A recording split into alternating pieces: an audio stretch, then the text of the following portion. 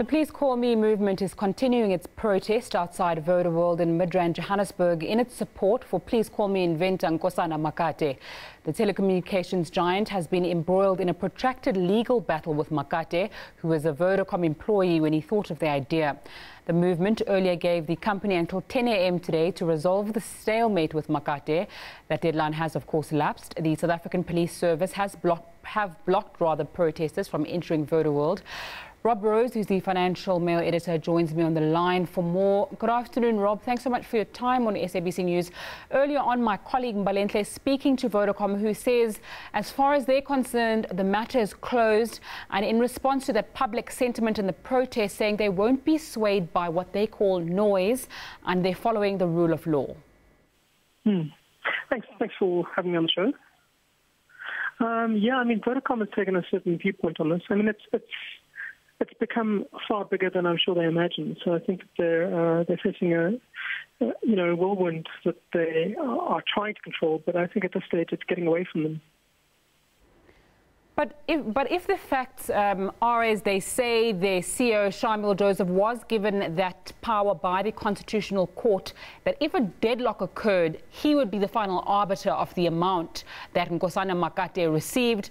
Are they in the wrong, both legally and perhaps from a PR point of view? A PR point of view is obviously different from a legal point of view. The question is, it's now become, with the movement, it's become a sense of, it's become far more than just this individual case. It's about whether companies in general are exploiting people who come with ideas, and whether they, I suppose, split up the people who work for them and, chew them up, split them out, and don't respect their ideas. So that's the wider issue. And that's what the movement has latched onto, whether people who work for companies who have ideas are just abused and not given the full recognition.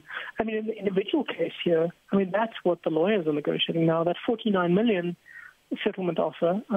There was, the guys who funded the litigation strategy have now said they want Mr. Makate to accept that offer, but he obviously wants a lot more. And it's a different thing on the actual facts, because it's very clear that Please Call Me generated lots of revenue for Vodacom. I think the estimate was over 40 billion in the first couple of years. So it's, there are many factors that weigh into this, but it's not just a Vodacom versus Makate issue anymore. Mm-hmm.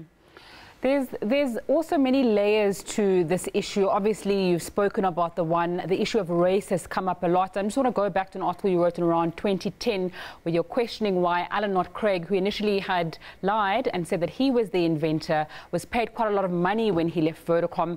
Does Vodacom have a perception problem and a corporate governance perhaps problem? It certainly had at that stage. At that stage, back in 2010, there was a slew of allegations around Alan Craig and his family benefiting from certain contracts. The Vodacom nepotism scandal was quite an intense one for the company, and it commissioned a report by KPMG into this. And so it was a difficult thing for them to handle. But since then, they have replaced management a few times. Alan Craig is no longer there.